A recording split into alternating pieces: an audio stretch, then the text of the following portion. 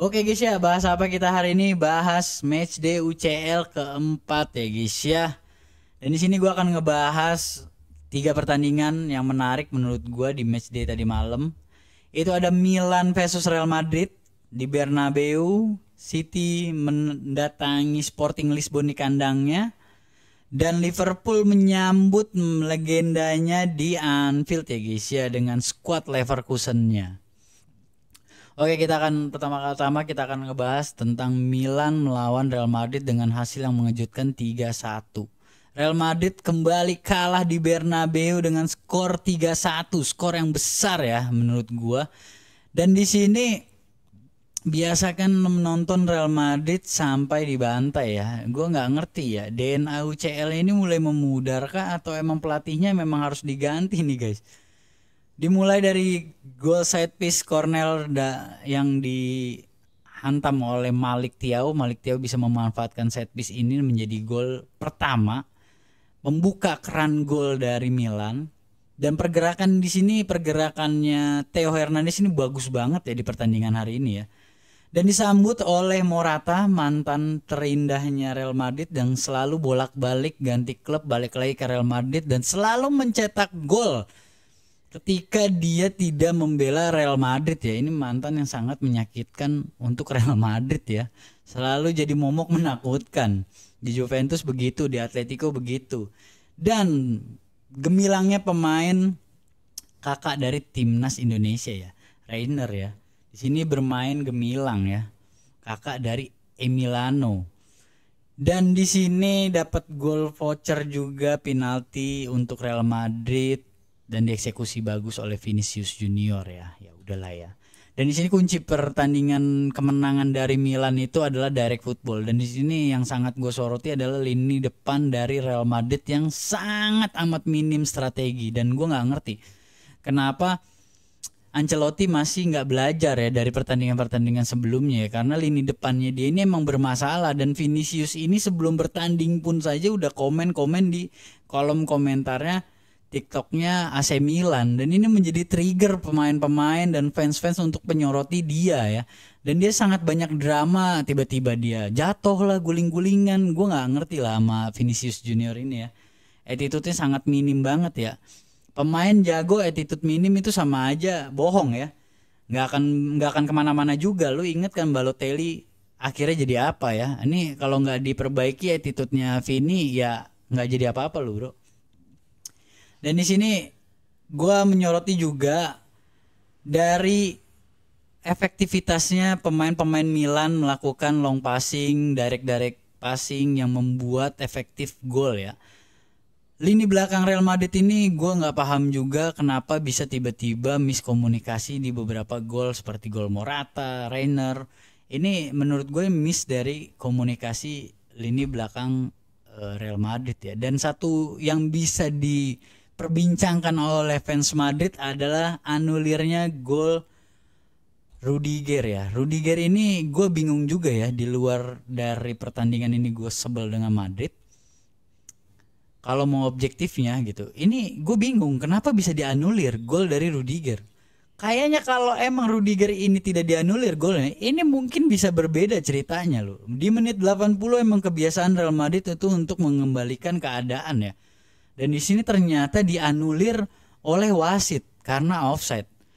Jadi dimulai dari Carvajal yang ingin passing ke Rodrigo, dan di situ jelas pergerakan Rodrigo itu offside. Tapi di sini passingnya itu kan tidak diterima oleh Rodrigo, diantisipasi oleh mainan dan akhirnya jadi bola liar dihantam oleh Rudiger. Nah ini gue nggak ngerti kenapa bisa jadi offside gitu. Padahal ini udah diantisipasi dulu oleh pemain lawan ya. Mungkin kalian yang paham rulesnya lebih dalam bisa komen di kolom komen ya. Karena gue nggak ngerti kenapa bisa dianulir. Ya notabene ini kan bola liar yang dihajar oleh Rudiger, bukan passing langsung dari Carvajal ya.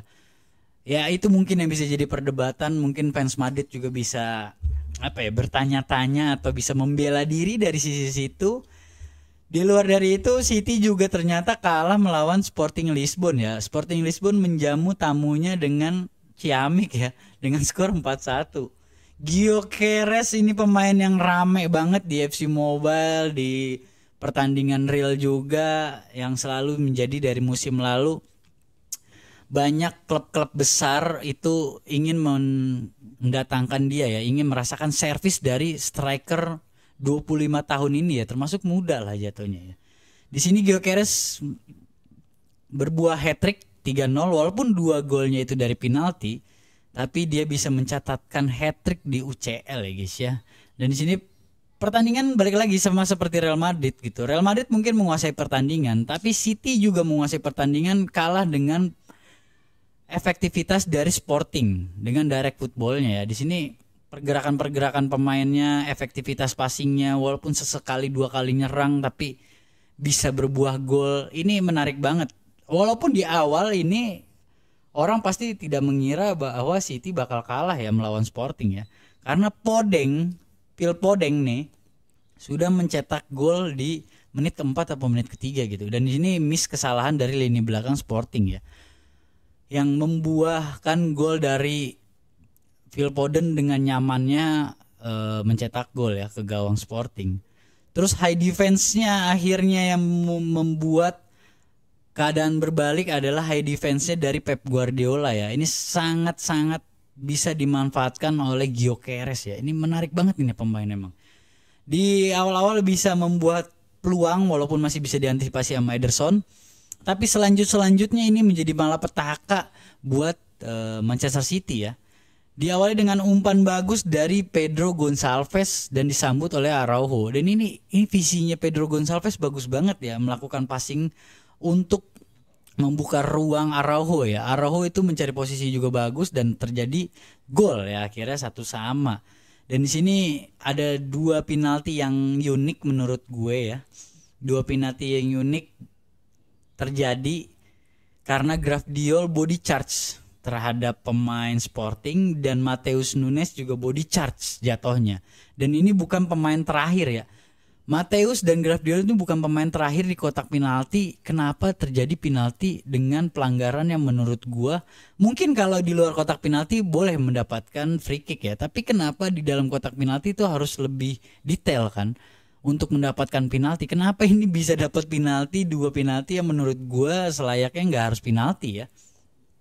Di sini hanya body charge yang dilakukan dan bukan tackle-tackle yang serem juga, bukan handsball juga. Gue nggak paham kenapa si Sporting ini dihadiahi oleh wasit tadi malam itu penalti 2 biji ya, dan itu merubah pertandingan tadi malam. Dan City pun mendapatkan penalti dengan handsballnya pemain Sporting ya, tapi tidak bisa dieksekusi oleh Haaland yang membuat pertandingan ini drop ya mental Manchester City ya, karena di sini udah nggak ada Kevin De Bruyne, udah nggak ada Rodri, ya udah aja lah ya.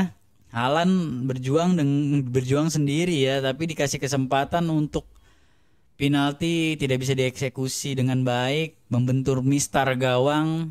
Ini bukan challenge, yang akhirnya hasilnya Sporting bisa memetik 3 poin 4-1 melawan City. Ini poin yang bagus juga ya. Dan Amorim ini menunjukkan bahwa orang selalu meledek ya elah Liga Portugal, liga apa sih? Dan ternyata dia bisa menghantam City di kandang Sporting ya. Apakah ini awalan yang bagus untuk pelatih MU ke depannya ya guys ya? Anti klimaks melawan Manchester City kita nggak tahu. Lanjut ke pertandingan berikutnya, Liverpool melawan Leverkusen.